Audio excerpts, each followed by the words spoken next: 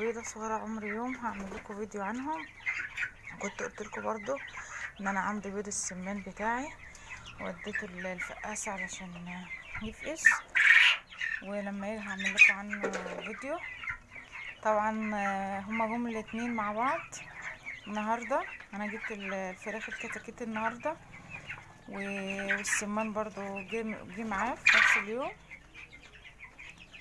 نصيبهم كده جم مع بعض، فانا قلت اعمل لكم عنهم فيديو بقى. هما الاتنين كده هما لسه صغيرين كده.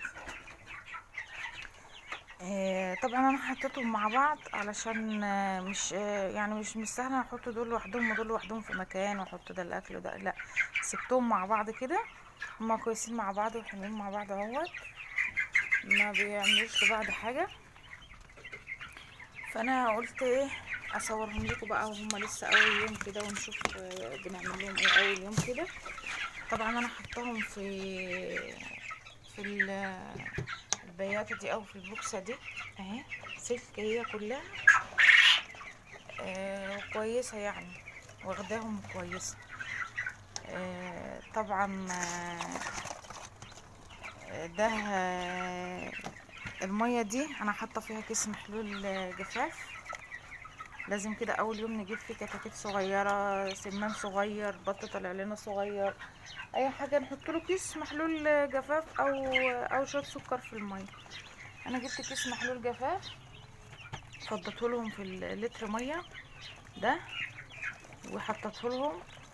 طبعا انا حاطه زلط في السقايه، في حروف السقايه كده كلها حاطه فيها زلط، علشان يا جماعه احنا لو سيبنا السقايه كده من غير ما نحط فيها الزلط ده كتاكيت السمان هتغرق فيها، لان كتاكيت السمان دي يعني وهي صغيره كده ما بتستحملش اي حاجه، بتبقى ضعيفه وما بتستحملش حاجه. فلازم ناخد بالنا منها كويس قوي وهي في العمر ده، وهي صغيره كده عمر ايه يوم كده، لحد ما تكبر بقى. يعني هي يوم عن يوم هيبان عليها تبقى حلوه، لحد بقى لما تكبر مش هنخاف عليها من حاجه، هنحط لها ميه في الحاجه اللي احنا عايزينها مفيش مشكله.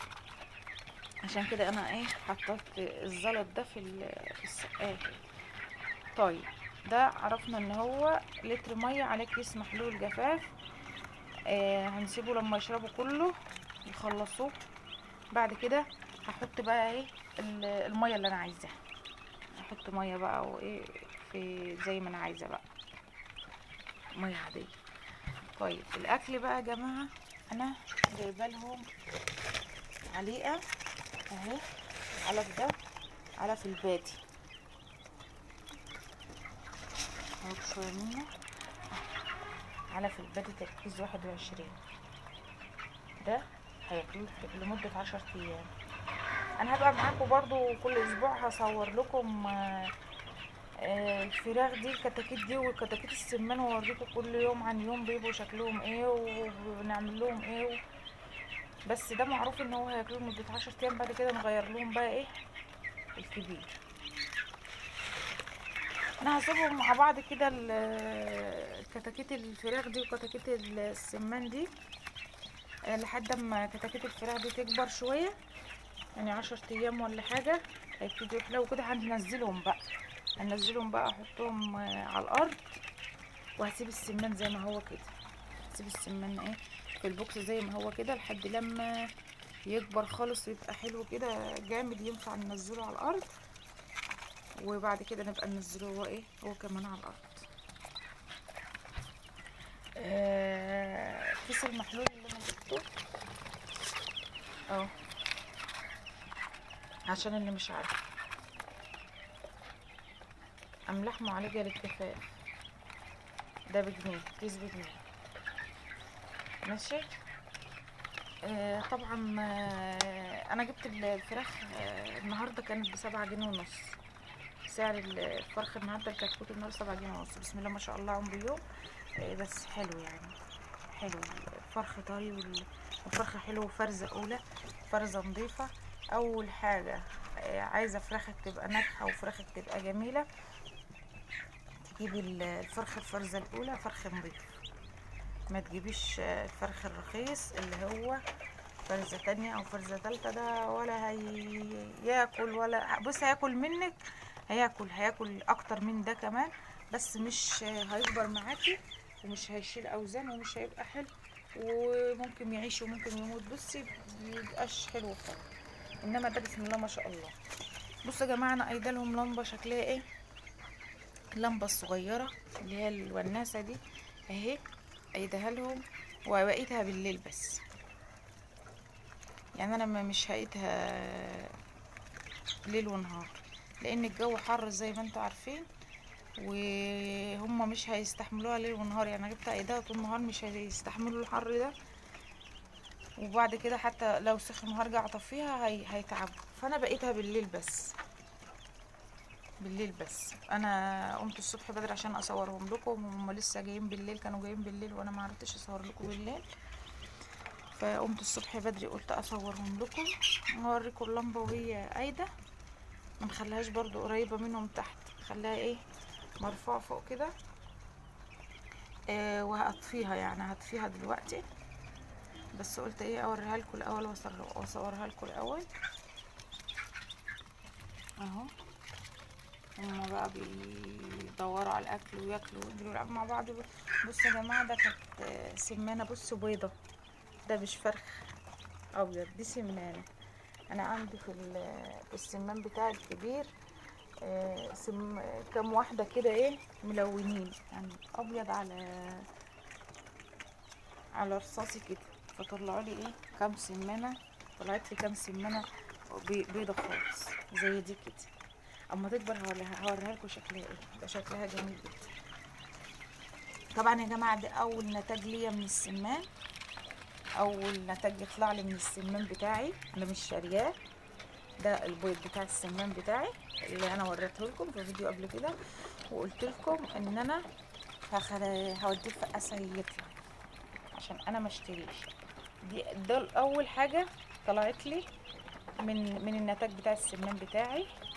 هو البيض بيطلع كل 15 يوم، طبعا انا بحوش البيض بتاعي اوديه، واللي بيطلع الراجل بتاع السمان بيبعته. دي اول حاجه بقى، دي اول حاجه السمان بيضها، ودي اول حاجه طلعت عندي. ولسه لاول يوم لها، هنتابع بقى معاها هي والكتاكيت البيضه ديت.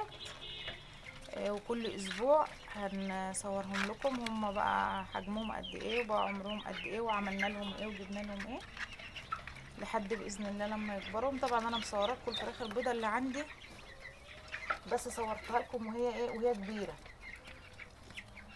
يعني صورتها لكم وهي كبيره، ما كنتش صورت وهي عمر يوم.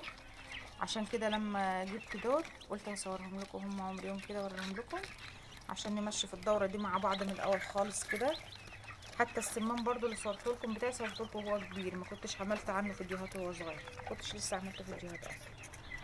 فاول لما جبت دولت قلت اصور لكم ده وده علشان نتابع دورة السمان والفراخ البيضة مع بعض، دي ودي نتابعها بقى من اول يوم لحد لما نذبح الفراخ البيضة او نبيعها، والسمان لحد لما يبيض تاني نشوف بقى هنعمل فيه ايه. يعني هنربيه البيض تاني زي اللي عندنا او هناكله او هنعمل فيه ايه.